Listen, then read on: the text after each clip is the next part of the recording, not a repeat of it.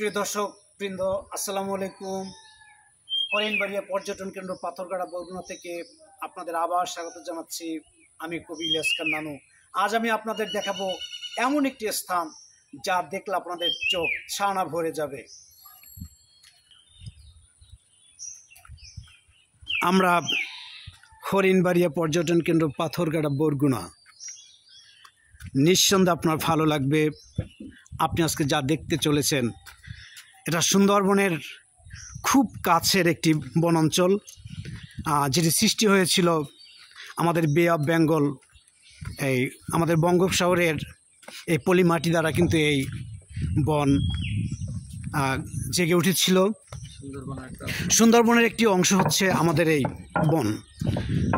আপনারা দেখতে পাচ্ছেন আমরা ঢালাই সাঁকোর উপর দিয়ে, সিমেন্টের সাঁকোর উপর দিয়ে কিন্তু আমরা সামনে এগিয়ে যাচ্ছি।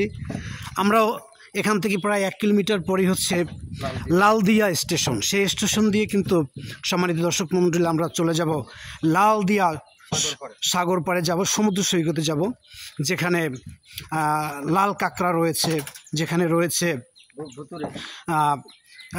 রয়েছে আপনাদের শিয়ালের অভয় আশ্রম, যে জায়গাটি পরিচিত। সেখানে কিন্তু অসংখ্য শিয়াল দেখা যাবে, লাল কাঁকড়া দেখা যাবে। তারপরে জেলেদের মাছ ধরার দৃশ্যগুলো কিন্তু সেখানে আপনাদের দেখাতে পারবো। এখানে একটি নেভিদের একটি পরিত্যক্ত বোট রয়েছে। এই বোট দিয়ে তারা অনেক সময় ডাকাতদের ধাওয়া করে থাকে, বা অবৈধ যে জেলের আছে তাদেরকে ধাওয়া করে থাকে এখান থেকে। তো আমরা কাছাকাছি চলে আসছি, যে লাল দিয়ে যে চরে আমরা যাব। এই ঘাট থেকে, যে ঘাটটা আপনারা দেখতে পাচ্ছেন উঁচুতে, ঘাটটি অনেক উঁচুতে, এই ঘাটের ওপারে দেখতে পাচ্ছেন অসংখ্য বোট কিন্তু সেখানে ভিড়ে আছে। এই বোটগুলো দিয়ে কিন্তু আমরা সমুদ্রের মাঝখানে চলে যাব। এবং আমাদের আজকে আমার জন্য কিন্তু এখানে একজন কর্মকর্তা রয়েছেন। উনি মৎস্যের একজন বিএডিসির একজন কর্মকর্তা কিন্তু আমাদের মাঝে রয়েছেন। ওনাকেও আমি নিয়ে যাচ্ছি যাতে করে আমার এই চলার পথটি অনেকটি নিরাপদ হয়। আপনি দেখতে পাচ্ছেন একটা ঝুলন্ত সেতুর উপরে কিন্তু আমরা এর ভিতরে উঠে গেছি। ঝুলন্ত সেতু এটাকে বলা হয়, যেটা আপনারা দেখে থাকবেন প্রায়শই।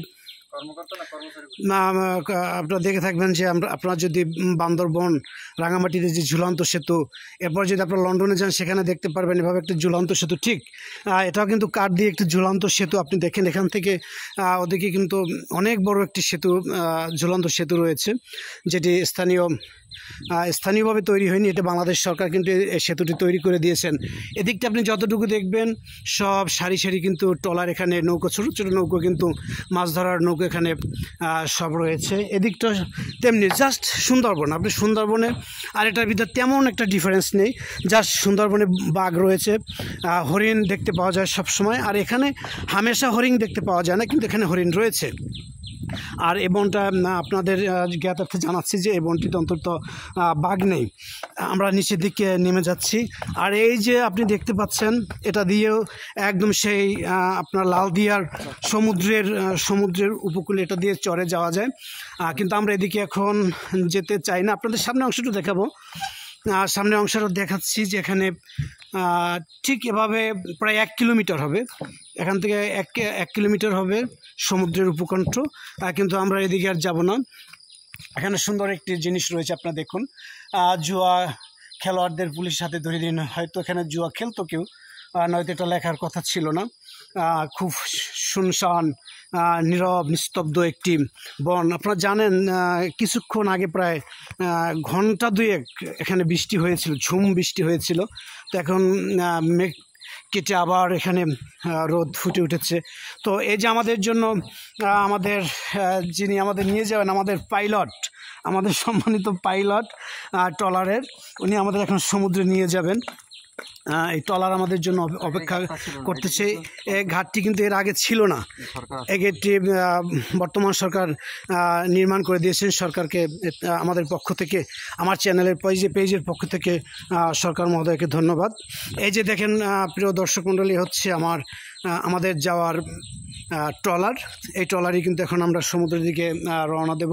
তো আপনারা আমাদের সাথে থাকবেন, এবং সাথে থাকতে থাকতে আজকে কিন্তু সারাদিন আপনাদের সাথে অনেক মজা হবে, এবং অনেক কিছু আমি আপনাদের অনেক কিছু দেখাতে পারবো। সাগরের অবস্থানটা দেখাতে পারবো, বর্তমান কী অবস্থায় সাগর আছে। তারপরে এখানে লালদিয়ার কি দেখা যায়, কি পাওয়া যায়, একদম বাস্তবভাবে আমি আপনাদেরকে এটা দেখাবো। এই যে নৌবাহিনীর একটা বোট আপনারা দেখেন, এর ভিতরে একটা নৌবাহিনীর বোট এখানে রয়েছে।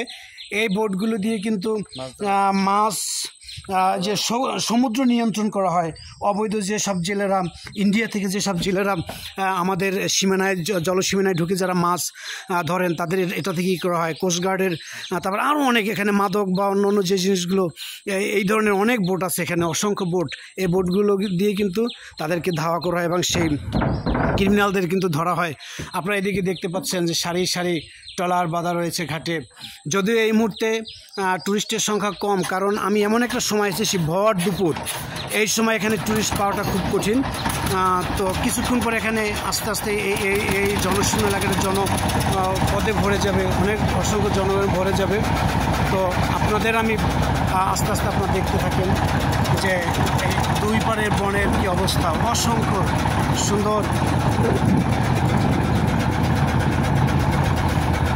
এই আপনি দেখতে পাচ্ছেন এখানে অনেক জাল রয়েছে, অনেক জেলেরা এখানে অলস দিন পার করতেছে, কারণ আগামী 15 তারিখ থেকেই কিন্তু এখানে মাছ অবরোধ চলবে, মাছ ইলিশ ধরার অবরোধ চলবে। 15 থেকে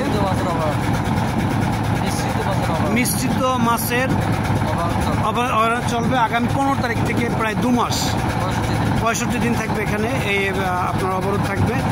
বিগত সরকার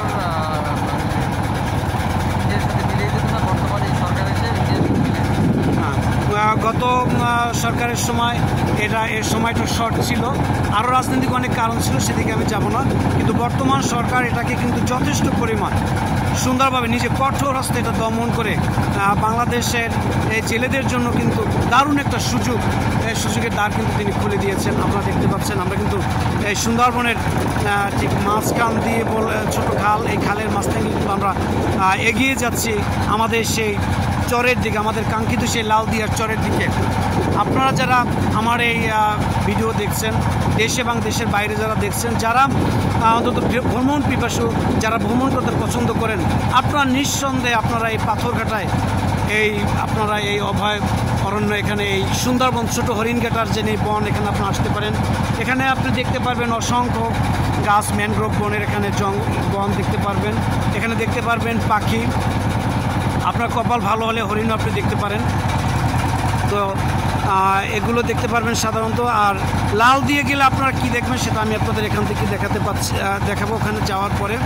তো সর্বোপরি আপনারা এতক্ষণ আমার সাথে থাকার জন্য আপনাদের ধন্যবাদ। এরপরে আমরা লাল দিয়ে গেলে আপনাদের নতুন আরেকটি ভিডিও আপলোড করার আপনাদের চেষ্টা করব, সাথে থাকুন। ততক্ষণ আপনারা ভালো থাকবেন, সুস্থ থাকবেন। আল্লাহ হাফেজ।